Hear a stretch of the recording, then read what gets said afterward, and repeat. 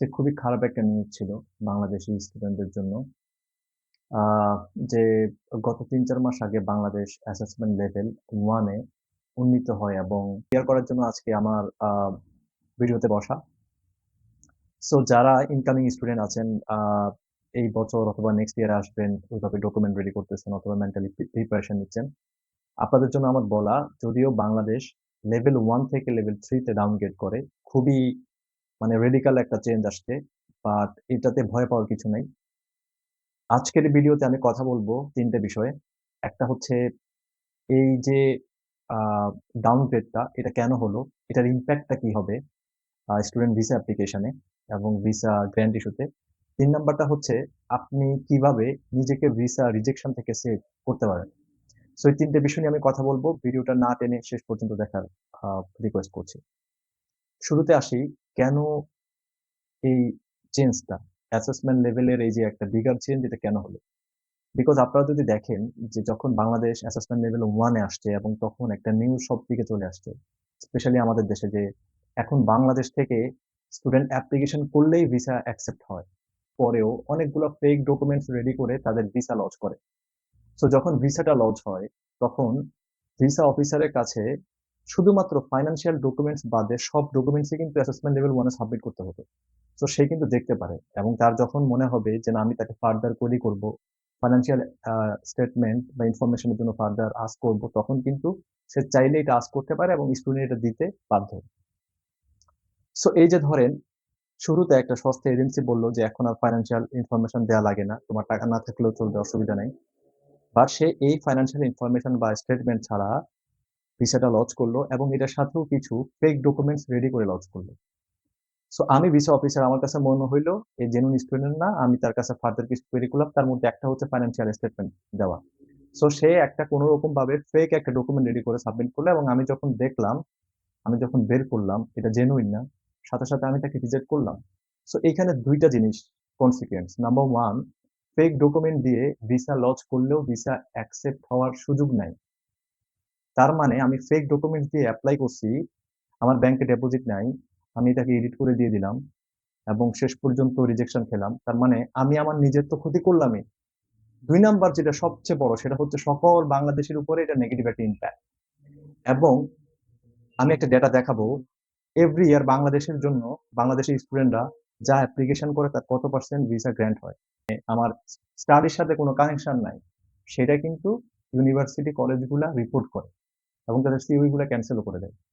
তার একটা সামগ্রিক রেজাল্ট হচ্ছে আজকে 1 থেকে 3 তে ডাউনগ্রেড হওয়া। So এখন তো হয়ে গেল, এখন আমার করণীয় কি? আমি এখন প্ল্যান করতেছি যে আমি আসবো। তো তার মানে কি অস্ট্রেলিয়ার অপশন আমি বাদ দিব, বা আমার ভিসা রিজেকশন হবে, না অন্য দেশ দেখবো, আমি কি করব? সিম্পল, আপনি যদি আসলে জেনুইন স্টুডেন্ট হন এবং আপনার মিনিমাম একটা ফাইন্যান্সিয়াল ক্যাপাসিটি থাকে, আমার কথায় আমি বলি অ্যাটলিস্ট 18 থেকে 20 লাখ টাকা যদি একটা আপনার ব্যাকআপ থাকে, দেন আপনি অস্ট্রেলিয়া দেখতে পারেন।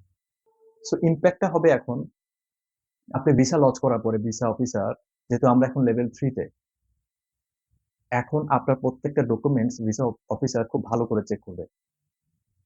বিশেষ করে আপনি আপনি জেনুইন স্টুডেন্ট কিনা, জিএসএ স্টেটমেন্টটা খুব ভালো করে চেক করবে।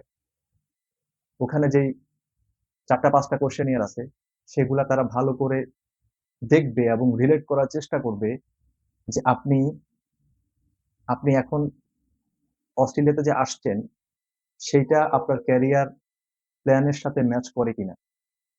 সেভাবে আপনি বাংলাদেশে 2-3 বছর জব করলেন, সেই এক্সপেরিয়েন্স, সেই আগে আপনার হচ্ছে যে স্টাডি ব্যাকগ্রাউন্ড, এখানে কোন সাবজেক্টে আসছেন সেটা ব্যাকগ্রাউন্ড, এবং এখানে পড়াশোনা করে কি করবেন, দেশে গেলে এটা আপনার ক্যারিয়ারে কি ধরনের পজিটিভ ইম্প্যাক্ট ক্রিয়েট করবে, এই সমস্ত ডেটাগুলা তারা মেলানোর চেষ্টা করবে। এবং এইটা যদি আপনি মনে করেন যে আমি লাইক চ্যাট জিপিটি কে বলে দিলাম to write something for me, তাহলে ভাই আপনি ভুল জায়গায় আছেন। 2 নাম্বার জিনিসটা হচ্ছে যে এখন ফাইন্যান্সিয়াল আপনার স্টেটমেন্ট ইনফরমেশন, আসলে আপনি ফাইন্যান্সিয়ালি ক্যাপাবল কিনা, এটা ওরা এখন খুব ভালো করে চেক করবে। সো আসলেই আপনি লক অ্যাকাউন্ট করেন বা মামা খালু থেকে টাকা নিয়ে এসে আপনি রাখেন, করেন, কিন্তু আপনার যাতে ব্যাংকে, যেটা এফডিআর করেন বা ফিক্সড যেটাই করেন, সেভিংস হোক, আপনার অ্যাকাউন্টে যাতে টাকাটা থাকে এবং এটা মিনিমাম মানে আমার সাজেশন হচ্ছে মিনিমাম যদি 3 মান্থস ম্যাচুরিটির মধ্যে থাকে। তারপরে হচ্ছে আপনি যখন সোর্স অফ ইনকামটা রেডি করতেছেন, সেইখানে আপনি লাইক আসলেই আপনার যদি কোনো অ্যাসেট থাকে, সেটা সেল হোক, বাসা বা বাড়ি থাকলে সেখান থেকে ইনকাম বা সেলারি থেকে ইনকাম, আপনি এই সোর্স অফ ইনকামটা সুন্দরভাবে রেডি করেন। এবং এইখানে যাতে খুব ছোটখাটো ব্যাপারগুলো দেখেন। সে ফর আপনি কারো কাছ থেকে কপি করলেন। এখন আমি একটা এক্সাম্পল দিই যে আপনার ধরেন ৪ তলা একটা বাড়ি আছে, আপনার ১০ টা হচ্ছে ফ্ল্যাট আছে। সো আপনি ১০ জনকে এটা রেন্ট দিলেন এবং ১০ জনের সাথে এগ্রিমেন্ট হইল। কথার কথা আপনি যদি ১০ জন আ ভাড়াটিয়ার সাথে তো আপনি একদিনে এগ্রিমেন্টটা সম্ভব না। বাট আপনি রেডি করবেন একদিনে। তো সেইখানে আপনি যদি একই ডেটে সবগুলা সত্যায়িত করেন, নোটারি করেন একই ডেটে, তাহলে এটা তো ফেক। স্বাভাবিক না যে আপনি একদিনে কেমনে ১০ টা ফ্ল্যাট হচ্ছে ভাড়া দেন। নাম্বার 1 নাম্বার 2 ফর এক্সাম্পল আ আপনি এগ্রিমেন্ট সাইন করলেন এবং আ এগ্রিমেন্ট সাইন করার পরে সেটাকে আপনি যদি নোটারি করেন এবং এই নোটারিটা যদি একই ডেটে সাইন হয় এবং যে পেজগুলো আপনি নিলেন দোকানদার থেকে সেখানে কিন্তু আপনি দেখবেন যে আ কিছু পেজ নাম্বার থাকে। সো আপনি এক দোকান থেকে ২০ টা কিনলেন এবং ২০ টার কিন্তু সিরিয়াল হবে ১ থেকে ২০। আপনি এইভাবে ১ থেকে ২০ এইভাবে সিরিয়াল না কিনে আপনি প্রয়োজনে তার একটা বান্ডেল থেকে নেন ৫ টা, অন্য বান্ডেল থেকে নেন ৫ টা, অন্য বান্ডেল থেকে নেন ৫ টা। তাহলে কি হবে? আপনার সিরিয়াল নাম্বার গুলা কিন্তু এলোমেলো হবে। সো তারা সহজেই কিন্তু এটা ধরা সম্ভব না। যে না এটা আপনি একদিনেই ফেক রেডি করছেন। আমি ফেক এর জন্য বললাম। আসলে আপনার ধরেন ভাড়াটিয়া আছে বাট আপনার তো বাংলাদেশে এই ডকুমেন্টস গুলা এভাবে কোনো এগ্রিমেন্ট হয় না। সো এটা আপনাকে বানায় নিতে হবে। এবং আপনি কি করলেন? এরপরে আপনার যে বাসার সে ফর মিটার আছে, সেই মিটারটা আপনি এড করে দেন নিচে। সে একটা বাড়িওয়ালার জন্য একটা ভাড়াটিয়ার জন্য প্রোফাইল যখন রেডি করলেন, এগ্রিমেন্ট হলো। তার নিচে হচ্ছে গিয়ে আপনি সে ফর আ মিটারের বিলের মিটারটা যে আছে এটার আপনি হচ্ছে গিয়ে ছবি করে এটাকে পিডিএফ করে আপনি এড করলেন। নিচে দিয়ে দিলেন আপনি যে ভাড়াটিয়া তার হচ্ছে এনআইডি কপি। সো এটা দেখতে কিন্তু মানে অলমোস্ট আমার কাছে মনে হচ্ছে যে প্রফেশনাল। সো কোনভাবে আমি এটা এইজন্য বললাম, কোনভাবে তারা যাতে বুঝতে না পারে আপনি যদি কোন কিছু রেডিও করেন, মেকও করেন, সেটা যাতে ধরার কোন সুযোগ না থাকে। কিন্তু এই যে ছোটখাটো ব্যাপারগুলা, এগুলা যখন ভুল করে এবং এই ফাইলটা যখন আমার বা অন্যজনের কাছে আসবে, সে কিন্তু খুব সহজেই দেখবে যে এটা মেক করা। সো আমি এজন্য বললাম যাতে ফার্দার এখন যারা আসবে নেক্সট জুন, জুলাইতে আপনারা যাতে এই ডকুমেন্টের ব্যাপারে খুবই সিনসিয়ারলি জিনিসগুলা রেডি করেন। কারণ এখন যেহেতু লেভেল 3 প্রত্যেকটা ডকুমেন্ট খুব ভালো করে চেক করা হবে।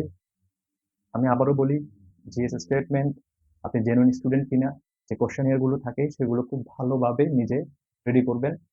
কোন মিস্টেক যাতে না থাকে, কোন এআই দিয়ে যাতে না করা হয়। ২ নাম্বার জিনিসটা হচ্ছে আপনার ফাইন্যান্সিয়াল ফরমেশন গুলো রেডি করা কারেক্টলি, জেনুইনলি।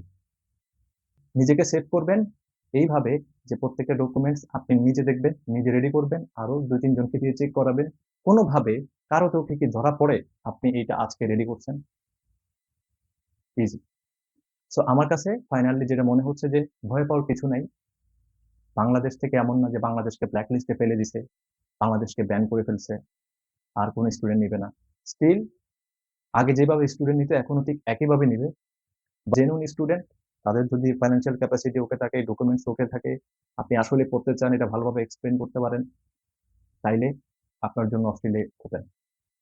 ফাইনালি আমি যেটা কথা বলব সেটা হচ্ছে যে দেখেন আগে হচ্ছে জাস্ট ইন্টারভিউ, অনেক সময় অনেকগুলা ইউনিভার্সিটিতে আপনি অফার লেটারের জন্য অ্যাপ্লিকেশন করলে অনেকেই ফাইন্যান্সিয়াল এর ক্যাপাসিটি আছে কিনা সেটা স্টুডেন্টের যাচাই করত। আবার অনেক ইউনিভার্সিটি কিন্তু ঠিকভাবে এটা দেখতও না। প্রোফাইলটা দেখার পরে তারা যদি পছন্দ হয় অফার লেটার ইস্যু করত। কিন্তু এখন যেটা, সেটা হচ্ছে ওরা প্রায় প্রত্যেকটা ইউনিভার্সিটি আপনি দেখবেন এখন থেকে তারা হচ্ছে গিয়ে জেনুইন স্টুডেন্ট কিনা সেই ক্রাইটেরিয়া যেভাবে ভালোভাবে চেক করবে একই সাথে ফাইন্যান্স ফাইন্যান্সিয়ালি আপনি ক্যাপাবল কিনা এটাও ভালো করে চেক করবে। কারণ এই যে চেঞ্জ 1 থেকে 3 তে যাওয়া, এইটা কিন্তু এই নোটিফিকেশনটা হোম অ্যাফেয়ার্স থেকে কিন্তু প্রত্যেকটা ইউনিভার্সিটি কলেজে তারা সেন্ড করবে। অলরেডি সেন্ড করেও দিছে। সো এখন তারা একটা স্টুডেন্টকে আ অফার লেটার দেওয়ার আগে এই ব্যাপারগুলো খুব ভালো করে চেক করবে এবং তারপরে যদি তাদের মনে হয় যে না, সে genuine student, then offer letter and finally you will get the CV and then visa lot. So I hope আমি যতটুকু সম্ভব ইনফরমেশন দেওয়ার চেষ্টা করছি আপনাদের এটা কোনোভাবে হেল্প হবে।